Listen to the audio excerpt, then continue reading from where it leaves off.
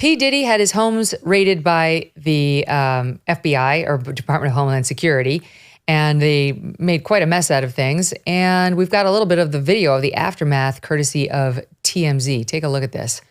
Quite a scene. I think this is the, look at this. This is like the electronics, heart of his home. And reportedly, they went to town on all of his hard drives and computers and so on. I mean, every computer, every door, every cabinet open, a mess is made. Those hard drives are going to be important.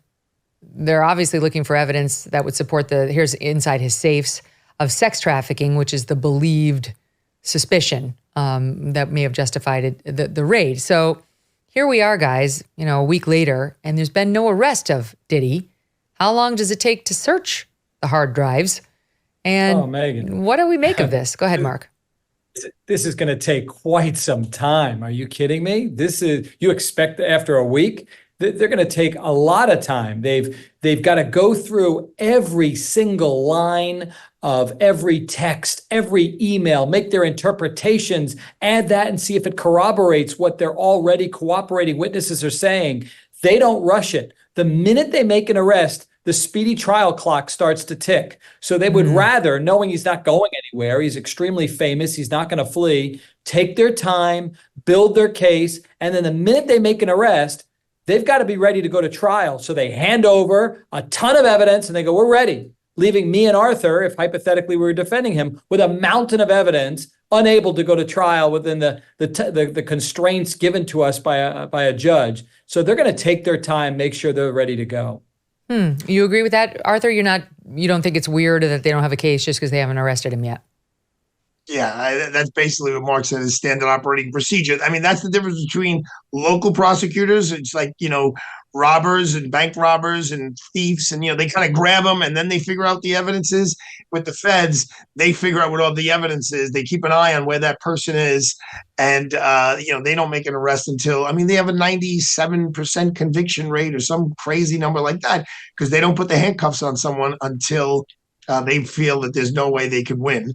And there's a lot of stuff here to go through. But boy, they were first of all, those pictures that you showed, I know they handle things differently. In New York, that's not typical when they do a search warrant on someone of that. I represented Rudy Giuliani when they executed a search warrant on his apartment. They definitely did not do that in his apartment. Now, P. Diddy and Rudy Giuliani maybe shouldn't even be mentioned in the same sentence. But Rudy was treated and his apartment was treated, very, very appropriately, very nicely. There was a lot of cooperation going on. And there was these guys flew in helicopters. It's what they did to Roger Stone. It's just like, let's show you. There are allegations against P. Diddy about multiple guns. Now they're taking another look at that infamous shooting in that New York club where J-Lo was with him because she was his girlfriend at the time. And it was said to be done by one of his associates. He was there, but now a witness is saying actually it was P. Diddy. So there's allegations in his case that he's actually a dangerous man with a bunch of guns that he's used before.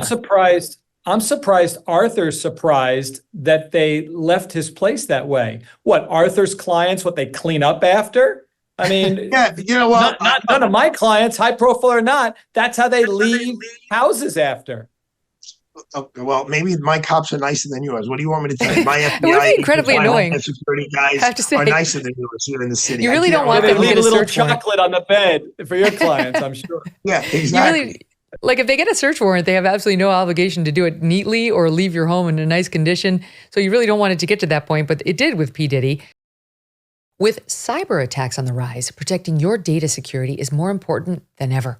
So why is Congress considering a bill that could put your credit card data at greater risk of being hacked and exposed to foreign networks?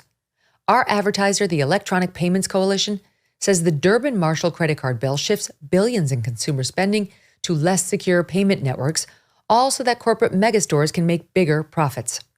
Find out more about the issue at electronicpaymentscoalition.org and decide for yourself if you would like to tell your senators to oppose the Durbin-Marshall credit card bill. Hey, thanks so much for watching. If you like what you just saw, hit the subscribe button for more clips and full episodes.